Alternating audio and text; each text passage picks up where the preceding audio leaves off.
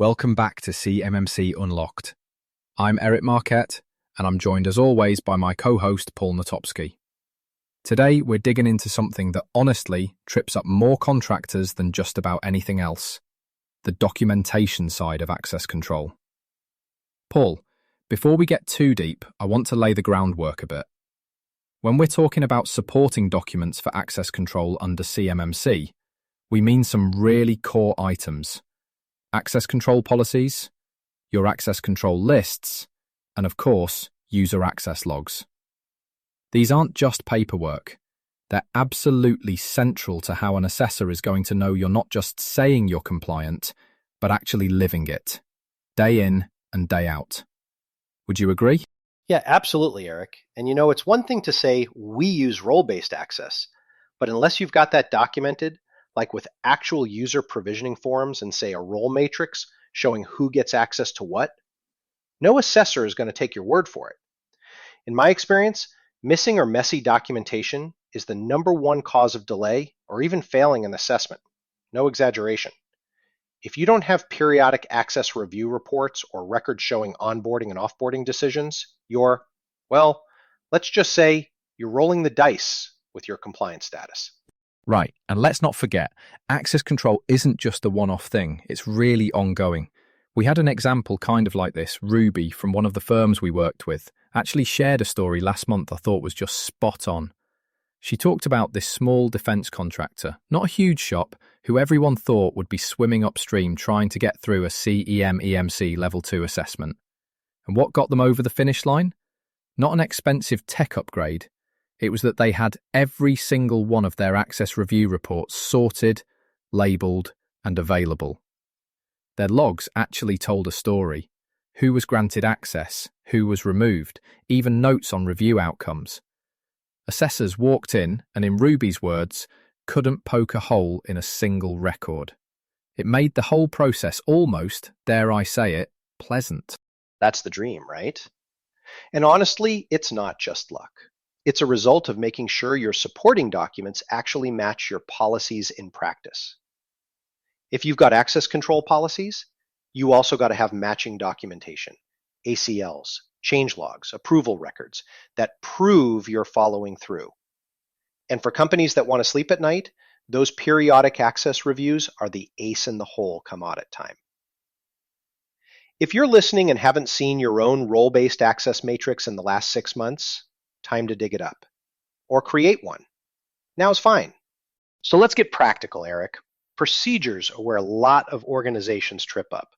Not because they don't have any, but because what they do have isn't written down, or it's just sort of tribal knowledge. When we talk core access control procedures, we're talking onboarding and offboarding users. Who gets approved, who signs off on what, and how you're actually tracking those approvals in real time. If your process is just, we notify IT when someone leaves, that's not going to cut it. You want detailed steps, documentation of every approval, and logs for both access grants and revocations. And you want it in writing, preferably organized. And let's be honest, this isn't just for big companies. Even smaller contractors, maybe a dozen people, still need these written procedures, because that's what assessors expect, regardless of your size. One best practice we're seeing, and Paul, maybe you've run across this even more than I have, is using automated tools to log every access change. So if Joe in accounting gets added to the CUI server, the system records it. If he leaves, the offboarding gets logged too. These tools don't just make life easier, they make it so much simpler to generate the evidence an assessor will want. What's your experience been there? Yeah, automation is huge, Eric. I mean, I might be showing my age, but I remember when people tracked this kind of stuff in like an actual physical logbook. Moving to an automated system where every access grant or revocation is timestamped and archived, it's almost like having a permanent memory. And if something gets missed, it stands out much more obviously. But here's a quick warning to listeners. One of the biggest pitfalls I see is with undocumented privilege changes. Say IT gives someone elevated access for a temporary project, but forgets to formally log it or remove the rights afterward. That's a jackpot for a negative assessment finding.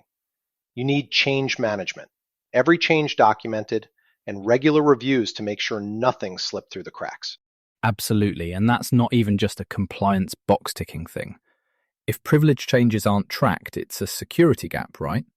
Attackers love stale privileged accounts.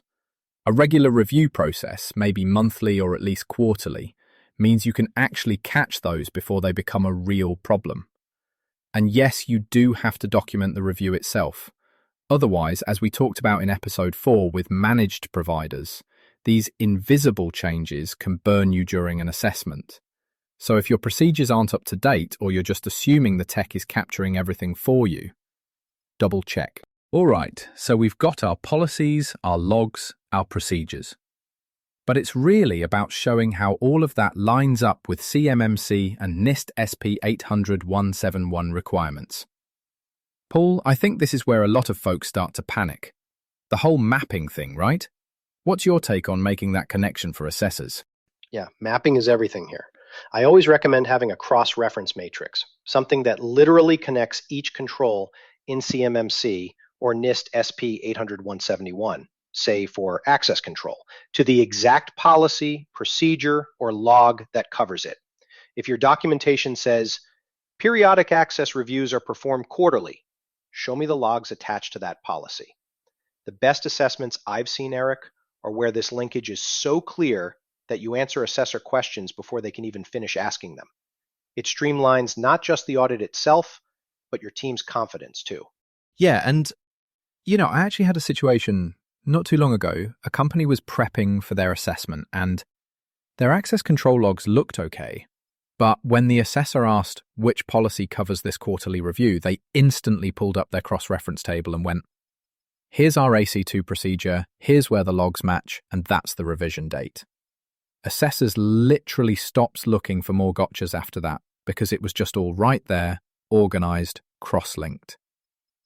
I'm not saying you won't get follow-up questions. Assessors are nosy by nature, but when the mapping is tight, the process is so much smoother. Right. And honestly, if folks don't have that cross-reference matrix yet, it's worth starting small. Begin with access control, tie every document you have, policy, procedure, log, to its control, and gradually build from there. It's the best way to spot gaps before your assessor does. And it's something we've discussed in a few previous episodes. Documentation should tell the story of compliance, not be a pile of paperwork you hand over and hope for the best. Building those bridges between requirements and artifacts is how you pass with confidence, not just luck. Couldn't say it better myself, Paul. Well, that's probably a good point for us to wrap up today's episode. Next time, we'll be moving on to how to maintain that documentation over time, because compliance isn't a one-and-done thing, as anyone who's survived more than one audit can attest. Paul, always a pleasure. Thanks for your insight. Thanks, Eric. Looking forward to our next deep dive.